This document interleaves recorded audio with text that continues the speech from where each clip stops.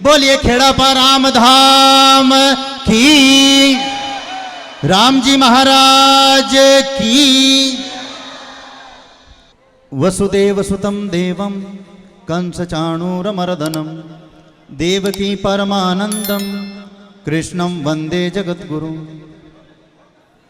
सर्वप्रथम व्यासपीठ पर विराजमान परम आदरणीय खेड़ापा राम धाम की उत्तराधिकारी जी संत गोविंद राम शास्त्री जी को मेरी ओर से जय श्री कृष्णा। उपस्थित सभी भक्तों को, उपस्थित मातृशक्ति को,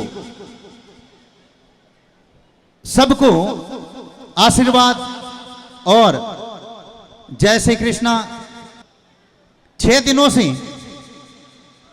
आप शास्त्री जी के मुख से जो सुंदर कथा का वाचन सुन रहे हैं, और वो भी गौशाला प्रांगण में। शास्त्र में यह कहा गया है, ग्रह चेक गुण प्रोक्ते गोष्ठे सद्गुण स्मृत है। अगर यही कथा अगर घर पर होती है तो 1 गुना फल मिलता। गोष्ठे सद्गुण स्मृत है, गौशाला के प्रांगण में जहां गायें निवास करती है, वहां पर अगर आप भागवत कथा सुनते हैं 100 गुना लाभ मिलता है, और इस कथा का भी आपको 100 गुना लाभ मिलेगा, यह शास्त्र कह रहा है। दूसरा, गवाम दृष्टवा नमस्कृत्य कुर्या चेव प्रदीक्षिणम प्रदीक्षिणी कृता त्रेन सप्तदीपा वसुंधरा। गौ माता को नमस्कार करके और पूजा अर्चना करके अगर हम उसकी परिक्रमा करते हैं संपूर्ण दीपों सहित, इस पृथ्वी पर 7 दीप है, संपूर्ण पृथ्वी की परिक्रमा मानी गई है। इसलिए गाय का तिलक करके पूजन करके एक परिक्रमा अवश्य करें, संपूर्ण पृथ्वी की परिक्रमा का फल मिलेगा। गायों की जो रज है वो व्यक्ति प्रतिदिन मस्तक पर लगाता है, 3 दिन तक तीर्थ स्थानों में रहने का पुण्य प्राप्त होता है, और उसकी पग पग पर विजय होती है। गौ महिमा के अंदर शास्त्रों में बहुत सारा लिखा हुआ है। अगर आप गाय की अच्छी तरह से सेवा कर लीजिए, आपका बेड़ा पार नहीं हो तो मेरे को आप बोल देना। आप आसोप की और आसोप के गांव के आसपास, उधर नोखा गांव से लेकर के उधर पाली तक सड़कों पर जो एक्सीडेंट गाय है उनके लिए 18 एम्बुलेंस है, और आसोप के अंदर भी एम्बुलेंस आती है। कहीं भी कोई गाय गली के अंदर एक्सीडेंट हो, बीमार हो, एम्बुलेंस आती है। ये आपके लिए एक बात। दूसरा, आसोप की गौशालाओं से भी निवेदन, जो पदाधिकारी हैं, 800 गौशालाओं से मेरे पास में बीमार गायें आती है। अगर आपके पास में कोई बीमार गायें हैं, इलाज में पैसा खर्च होता है, आप मेरे पास भिजवाइए, 1 रुपया नहीं लूंगा। 2 लेकर के आएंगे तो 2 तैयार दे दूंगा, इलाज का पैसा बच जाएगा और उस गौ माता का इलाज अच्छा हो जाएगा। कितनी गौशालाओं से? 800 गौशालाओं से मेरे पास गायें आती है बीमार। 2, तीसरा, 5 राज्यों से घरेलू गायें बीमार आती है। आपके ससुराल में, पीर में, रिश्तेदारों में कोई घरेलू गाय है तो पंजाब, हरियाणा, यूपी, मध्य प्रदेश और राजस्थान, इन 5 राज्यों से मेरे पास घरेलू बीमार गायें आती है, क्योंकि दुनिया का वह सर्वश्रेष्ठ गौ चिकित्सालय है, वह इंसानों की तरह सेवा होती है।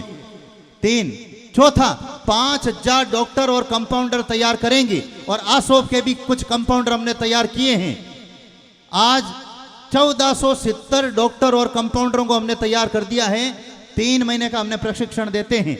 बड़े बड़े ऑपरेशन करना, चिकित्सा करना, पट्टियां करना, इलाज करना, सारे तरीके के 3 महीने में तैयार कर देते हैं, और 1 रुपया लेते नहीं हैं। खाने की, पीने की, नहाने की, धोने की सारी सुविधाएं उस बालक को देते हैं, और वही आपका लाडला आपके पैरों पर खड़े होकर के 15 से 25 हजार रुपया कमाने के लायक हो जाता है भाई। तो आप अभी मेरे पास में आज की तारीख में 95 कंपाउंडर तैयार हो रहे हैं, नागौर और जोधपुर। ये चौथा मिशन। और 5वां मिशन, कथा के माध्यम से भी जो दानदाता हमें 3 लाख का सहयोग कर देते हैं या उससे अधिक करते हैं, उसका जीवन में उस परिवार के लिए 1 बार कथा करते हैं निःशुल्क। और कामधेनु सेना, जो देश का सबसे बड़ा संगठन है, जो भीमराज जी भार्गव यहाँ के अध्यक्ष हैं, कोई भी गायों की सेवा करता है, हर महीने गायें कटने के लिए जाती है। मैं 2 पेज इसमें लेता हूं, और भारत के विभिन्न राज्यों के अंदर वे अपने अपने आसपास की गौशालाओं के अंदर बीमार गाय को भिजवाते हैं और उनका मनोबल बढ़ाते हैं, समय समय पर उनको सम्मानित भी करते हैं। ये रही गौ सेवार्थ की बात। आज देश के अंदर क्योंकि पंचदश नाम जुना अखाड़ा से महामंडलेश्वर होने के नाते हमें शस्त्र और शास्त्र दोनों की शिक्षा दी जाती है। तो उस नाते देखते हैं कि भारत में 145 साल के अंदर 10 टुकड़े हुए हैं।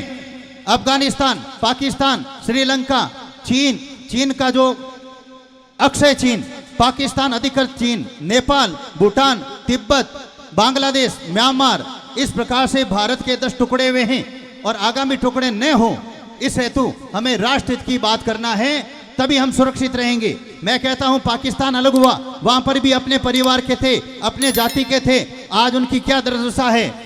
जब जब भी भारत के अंदर हिंदुओं का विभाजन हुआ तब तक भारत का विभाजन हुआ।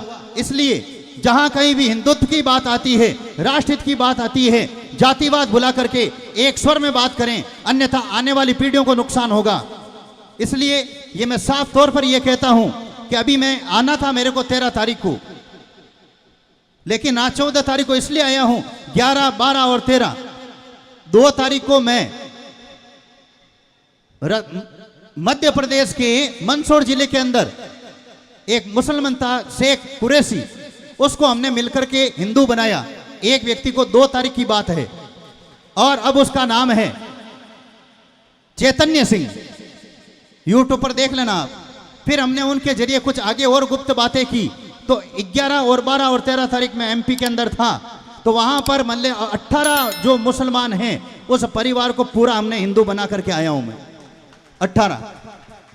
अब उससे विशेष चर्चा की है, कुछ हमने सहयोग किया है। हमने यही कहा था कि आपके पूर्वज हिंदू थे और आप उस समय की नजाकत को देते, परिस्थितियां बिगड़ी थी तो समय अलग थी, क्या करें, दबाव था। आज भी हिंदू पाकिस्तान में जबरन बेटियों का मुल्ला लोग, मुसलमान लोग निगाह करते हैं, क्या करें बेटियां, वहां की बात कर रहा हूं मैं। उसी प्रकार आप पुनः आज भारत करवट ले रहा है, तो आने वाले समय के अंदर कुछ दिन बाद में वापस जाऊंगा और ईश्वर की कृपा से, राम जी महाराज की कृपा से मेरे अपने जीवन के अंदर अगर 500 मुसलमानों को घर वापसी यानी वापस हम हिंदू बना सकें, ये हम मतलब क्या है, भगवान से आशीर्वाद चाहते हैं और आप लोगों का उसमें आशीर्वाद चाहिए, प्रेम चाहिए, तभी हम कुछ कर पाएंगे। शास्त्री जी की बात का सम्मान करते हुए 21,000 रुपए भेंट करें व्यासपीठ को और ये श्री कृष्ण गौशाला गोटल हेतु